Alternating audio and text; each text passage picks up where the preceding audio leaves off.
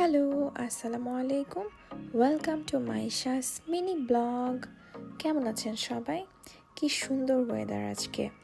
তো আমরা চলে গিয়েছিলাম খেতে, আর এই ক্ষেতটার নাম হচ্ছে লা কুয়েত de la Chouavère।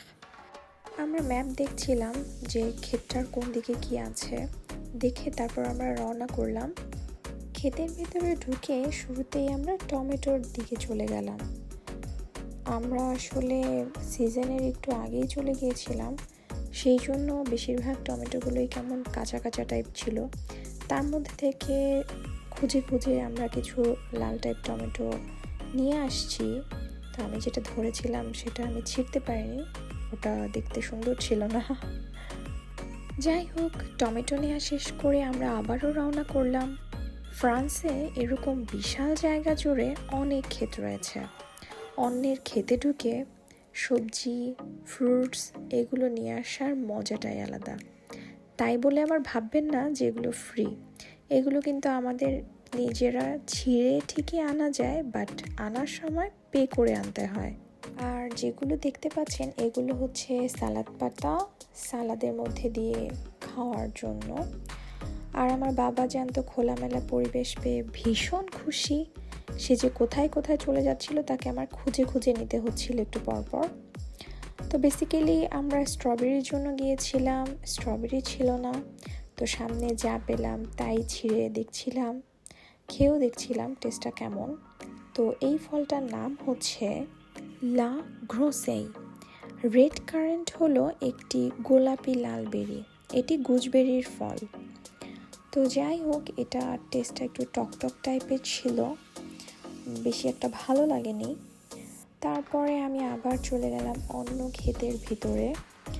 এখানে আসলে অনেক ধরনের সবজি ছিল, কিন্তু কোনো সবজিগুলো পারফেক্টলি হয়ে ওঠেনি। এই টাইপের ক্ষেতগুলোতে সবাই মে মাস থেকেই যাওয়া শুরু করে। তবে মে জুন হচ্ছে সবাই বেসিক্যালি স্ট্রবেরির জন্য যায়, আর সব টাইপের সবজির জন্য বেস্ট টাইম হচ্ছে আগস্ট আর সেপ্টেম্বর। টমেটো তোলার পরে আমরা আশেপাশে ঘুরে ঘুরে দেখছিলাম আর কি নেওয়া যায়। তারপর আমাদের চোখে পড়লো আলু ক্ষেত। তো আমরা লাল আলু দেখে তো খুবই খুশি হয়ে গিয়েছি, কারণ লাল আলুটা ভীষণ ভালো লাগে। তো আমরা লাল আলুগুলো তোলা শুরু করলাম। প্রতি বছর সামারে এই টাইপের সবজি বাগান, ফ্রুটসের বাগানগুলোতে যেতে ভীষণ ভালোই লাগে। যারা দেশের বাহিরে থাকে তাদের বেশিরভাগ মানুষই এই টাইপের বাগানগুলোতে যেয়ে ফ্যামিলি নিয়ে সারাদিন ঘুরে বেড়াতেও পছন্দ করে। আবার খুব ভালো ফ্যামিলি টাইম কাটানো যায়, আবার নিজেদের মতো করে সবজিও নিয়ে আসা যায়, বেশ ভালো সময় কাটে। আলু তোলার পরে আমরা চলে গিয়েছিলাম কোরজেত। কোরজেত বেসিক্যালি ফ্রেঞ্চে বলে, আর বাংলাদেশে বেশিরভাগ মানুষ এটাকে জুকিনি নামে চিনে।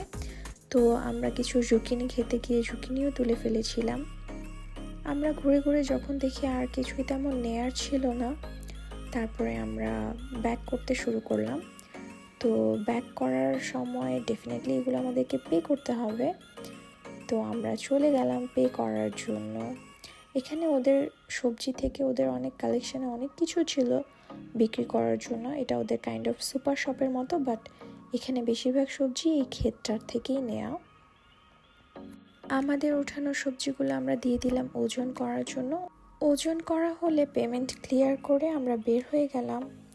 আমাদেরকে এবার ফিরতে হবে। সবাই ভালো থাকবেন, আল্লাহ হাফেজ।